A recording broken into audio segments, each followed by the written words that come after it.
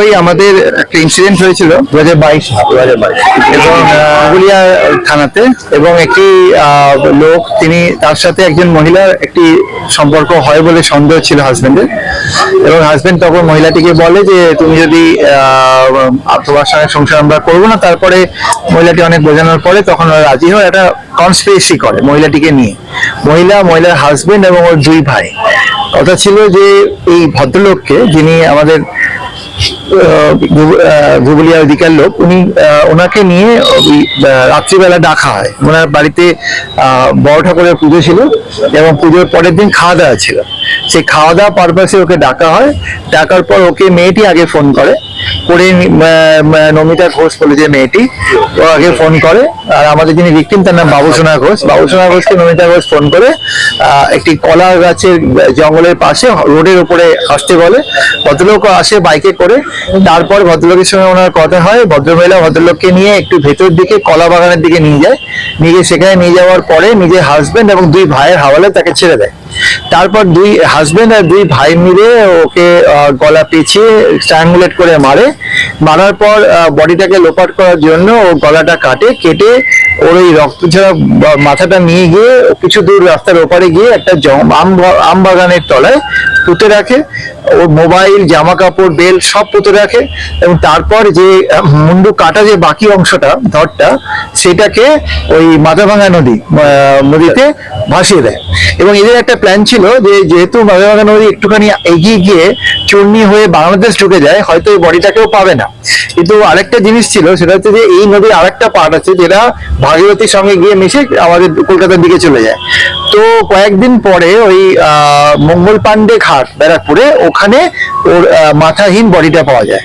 তো এরপর investigation start হয়। প্রথমে ব্যারাকপুর পিএস একটা কেস স্টার্ট করে ওই মাথাহীন বডির উপরে, পরে এটা ধুবুলিয়ার সঙ্গে কেসের সঙ্গে মার্জ হয়ে যায় এবং সাবসিকুয়েন্টলি ইনভেস্টিগেশন হয়ে আমরা এতগুলো দিন কাটিয়ে দেওয়ার পর আমাদের কোর্ট অনেকদিন ভ্যাকেন্ট ছিলেন, জজ সাহেব ছিলেন না। এই জজ সাহেবের আগে আর তার আগের মাঝখানে বেশ কিছুদিন কোর্টে জজ ছিলেন না।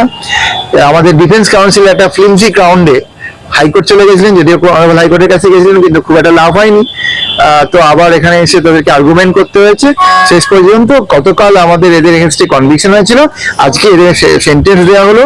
এবং যে তিনজন ছেলে মেল অ্যাকিউজ ছিল, মানে মামলায় ছিল, প্রসেনজিৎ, শঙ্কর এবং প্রহ্লাদ ঘোষ, এদের 120 বিটে লাইফ ইমপ্রিজনমেন্ট দেওয়া হলো, 10,000 টাকা ফাইন, অনাদায় 6 মাস জেল। 364 কিডন্যাপিং এর সেকশনে এদের লাইফ ইমপ্রিজনমেন্ট দেওয়া হলো, 10,000 টাকা জরিমানা, অনাদায় 6 মাস জেল।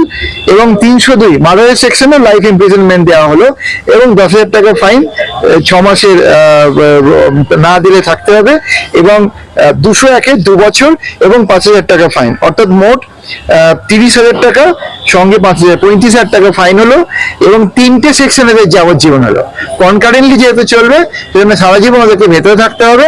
আর যিনি মহিলা ছিলেন নমিতা ঘোষ, তার 120B, 302, 364, 201 সবকিছু মিলিয়ে তারও যাবজ্জীবন হয়েছে, এবং তাকে 10,000 টাকা ফাইন এবং অনাদায় 6 মাসের জেল।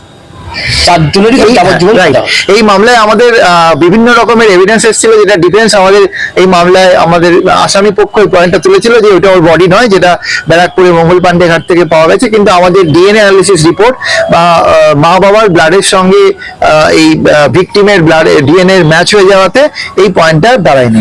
সেকেন্ডলি, আমাদের মাথা আর বডির মধ্যে অ্যানাটমিক্যালি যে সিমিলারিটি, ফিজিওলজিক্যালি সিমিলারিটি, পিএম রিপোর্টের মাধ্যমে, পিএম রিপোর্টে আমাদের খুব টাফ পিএম রিপোর্ট ছিল, অভিজিৎ বাবু ফিল্ম করেছিলেন, এবং এটা একটা বড় এভিডেন্স ছিল আমাদের। এছাড়া আরো অনেক ফরেনসিক এভিডেন্স ছিল, ডিএনএ এক্সপার্ট থেকে আরম্ভ করে।